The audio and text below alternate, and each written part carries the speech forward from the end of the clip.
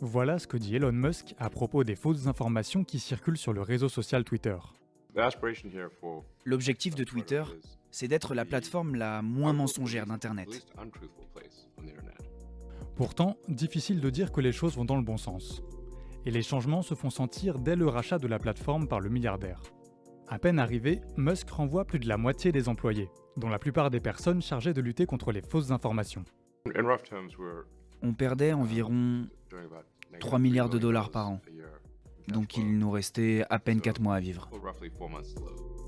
Et l'entrepreneur ne s'arrête pas là, il annule aussi la suspension d'au moins 62 000 comptes, bannis après avoir eu des comportements répréhensibles sur le réseau social. En France, c'est par exemple le cas du chef d'entreprise Silvano Trota, suspendu en mars 2021 en raison notamment de ses intox récurrentes sur le Covid et les vaccins. 3 mois après son retour sur la plateforme, il tweetait ceci. Le Covid n'était qu'une grippe, les masques étaient inutiles, la vaccination était nocive.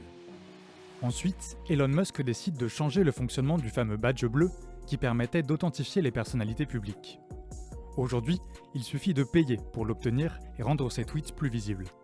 Pour 8 $ par mois, n'importe qui peut donc mettre en avant de fausses informations. Ici, par exemple, un message affiché à plus de 29 000 utilisateurs est posté par un compte qui a reçu la certification de Twitter.